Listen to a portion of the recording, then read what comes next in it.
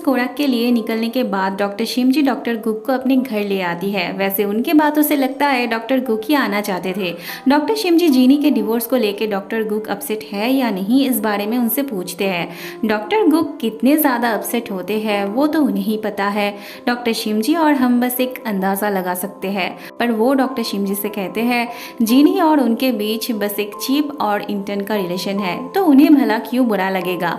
Doctor शिमजी doctor गुक से उनके mom dad के बारे में बात करते हैं। वो जानती है डॉक्टर गुक उनके मॉम डैड के डिवोर्स के बाद अपने अंदर का कॉन्फिडेंस खो चुके हैं। बस इस एक रीज़न के लिए वो हमेशा से शादी करने से डरते हैं। उन्हें ऐसा लगता है शादी के बाद उनका भी डिवोर्स हो जाएगा। डॉक्टर शिमजी उन्हें इस बात को ओवरकम करके शादी करके खुश रहने के लिए कहती है, पर डॉक्टर गुक के अंदर हिम्मत ही नहीं होती है। वो कहते हैं अगर वो किसी से प्यार भी करते हैं तो भी उसके साथ शादी के बारे में कभी सोच भी नहीं सकते हैं। वो पूरी ज़िंदगी बस पेशेंट के बीच ही गुजारना चाहते हैं।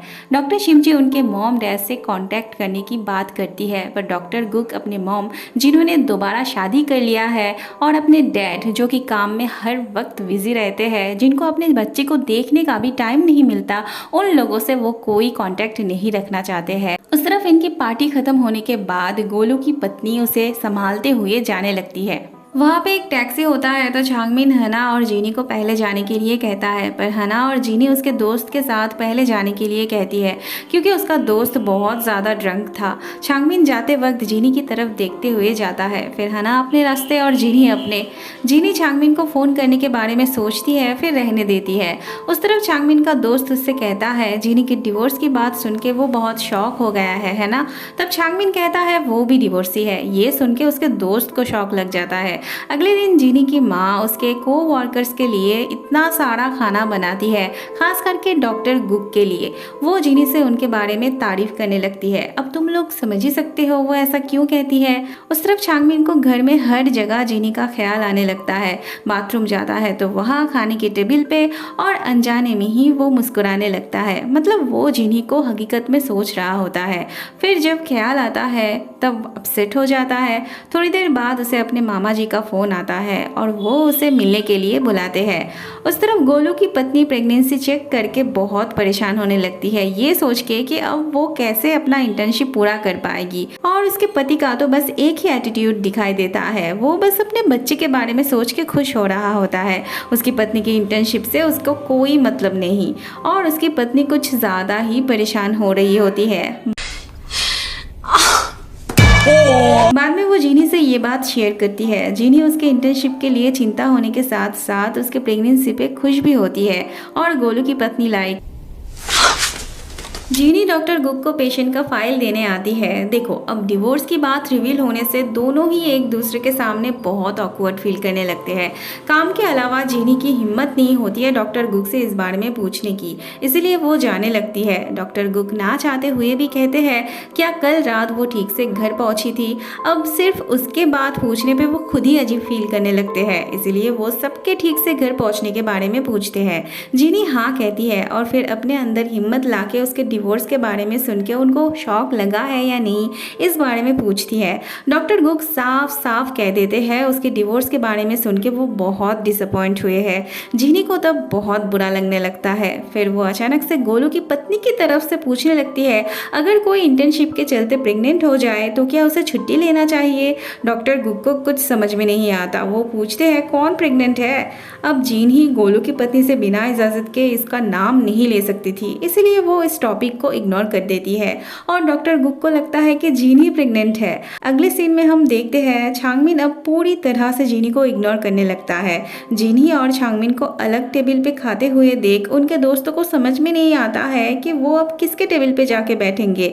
हना दूर से उनको ख्याल कर रही होती है। दोनों एक दूसरे के सामने से गुजरते हैं पर बात नहीं करते हैं। उसके बाद कभी जीनी पीछे मुड़ के देखती है तो कभी चांगमिन। हना को थोड़ा थोड़ा शक होने लगता है कि कहीं चांगमिन और जीनी एक दूसरे के एक्स तो नहीं। ये बात वो चांगमिन से पूछती भी है, पर तभी नर्स आके कहती है चांगमिन की मॉम आई है और वो वहाँ से जाने लगता है। उस तरफ जीनी की माँ भी उनके दामाद के साथ आई होती है। जीनी बिजी है सुन के वो डॉक्टर गुक के बारे में पूछती है वो कहाँ है। जीनी जब अपने सास को देखती है तब चुपके से वहाँ से निकलने लगती है और फिर चांगमिन से टकरा जाती है।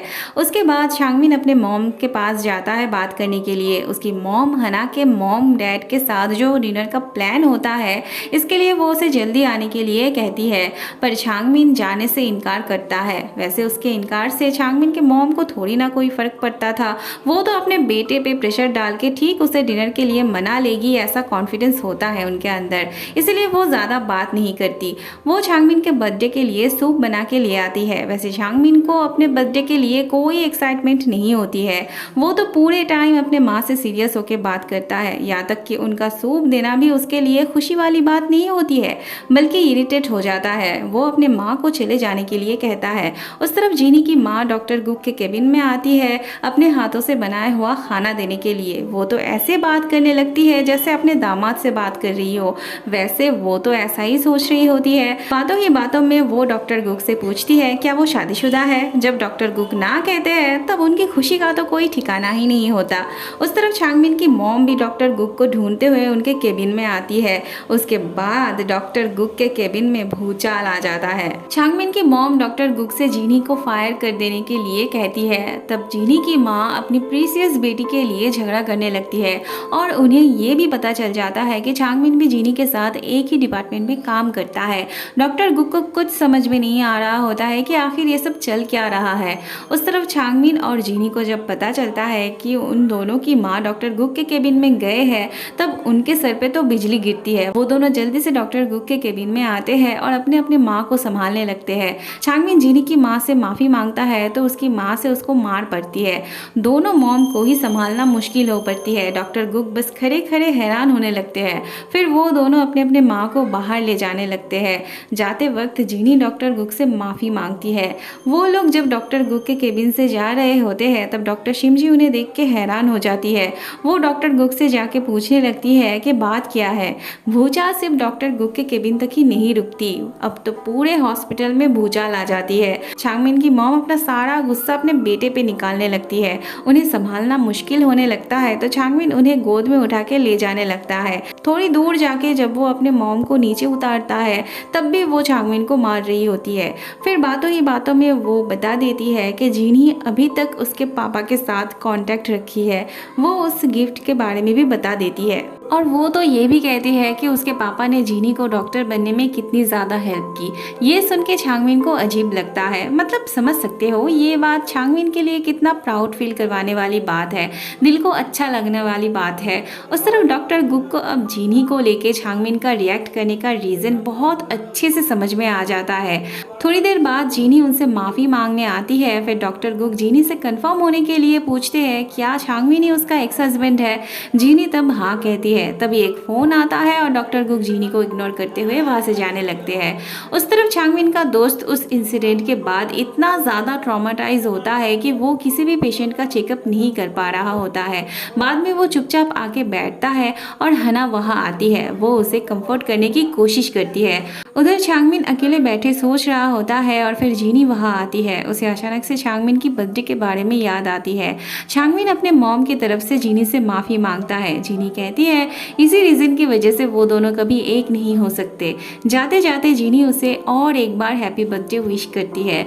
उधर सभी चांगमिन और जीनी के डिवोर्स को लेके बातें कर रहे होते हैं और सभी को बहुत हैरानी होती है। उस तरफ चांगमिन एक पेशेंट को देख रहा होता है, उसे भी सर्जरी की ज़रूरत पड़ती है और जीनी के पेशेंट को भी सर्जरी की ज़रूरत पड़ती है। वो दोनों ही पहले सर्जरी करवाने को लेके बहस करने लगते हैं। चांगमिन का जो पेशेंट होता है उसे एक्चुअल में पहले सर्जरी की ज़रूरत होती है, पर जीनी को तो बस जिद पे अड़े रहना था। उनको बहस करते हुए देख डॉक्टर गुक उनके पास आते हैं और रिपोर्ट देख के चांगमिन के पेशेंट को ही पहले परमिशन देते हैं। जाते जाते डॉक्टर गुक उन दोनों से पूछते हैं वो दोनों कैसे इस तरह से एक ही जगह पे काम करने आए और अब वो सीरियस टॉपिक पे भी इस तरह से लड़ रहे हैं। तब जीनी माफ़ी मांगती है। घर जाते वक्त जीनी चांगमिन से अपनी गलती मानती है। तब चांगमिन कहता है जब उसने कहा कि उसके पेशेंट को पहले सर्जरी की ज़रूरत है तो उसने क्यों विश्वास नहीं किया, क्या वो उसे कैपेबल नहीं समझती है। जीनी अपने सफाई में कुछ कहना ही चाहती है पर चांगमिन कहने नहीं देता। बाद में चांगमिन अपने मामा जी से मिलने जाता है और वो उस एहसान के बदले चांगमिन को डिनर पे चलने के लिए कहते हैं।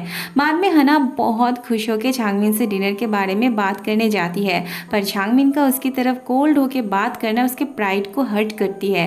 फिर वो उनके पेरेंट्स के मान रखने के लिए आने को कहती है। उसके बाद भी वो अगर नहीं आना चाहता है तो फिर उसकी मर्जी। चांगमिन घर जाके हना और अपने मामा जी की शर्त के बारे में सोचने लगता है। बाद में सभी डिनर के लिए पहुंच जाते हैं पर चांगमिन का कोई अता पता नहीं होता। उसकी मॉम उसे फ़ोन करके पूछती है कि वो कहाँ है। चांगमिन तब रास्ते में होता है। उसकी मॉम उसके डैड के बारे में भी पूछती है। तब चांगमिन अपने डैड को कॉल करने लगता है। उसकी पापा की सेक्रेटरी कहती है वो सर्वे के लिए बाहर गए हुए हैं। थोड़ी देर बाद फिर से उस सेक्रेटरी से बात करते वक्त चांगमिन को पता चलता है कि उसके पापा को फिर से अटैक आया था। तब चांगमिन अपनी गाड़ी घुमाता है अपने पापा के डॉक्टर से मिलने के लिए, मतलब जिन्होंने उनकी सर्जरी की थी। चांगमिन रास्ते में जीनी को कॉल करता है ये जानने के लिए कि कहीं उसके साथ उसके पापा के कांटेक्ट तो नहीं है।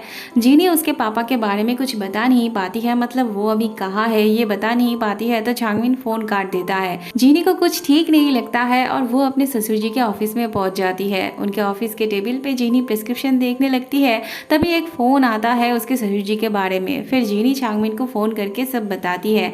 उस तरफ चांगमिन को ना आते देख सभी को बहुत एम्बेरस्ड फील होने लगती है। तभी चांगमिन के मॉम के पास उनके पति के बारे में कॉल आती है। जीनी के ससुर जी को ले आया जाता है। जीनी प्राइमरी चेकअप करने लगती है। थोड़ी देर बाद चांगमिन आ जाता है। ये सीन बहुत ही ज्यादा इमोशनल होती है। अब तक तो हमें भरपूर जेलसी दिखने को मिला था, हमने बहुत एंजॉय किया, बहुत मजा आया हमें, पर अचानक से ऐसे इमोशनल पार्ट आ जाएगी मैंने सोचा नहीं था।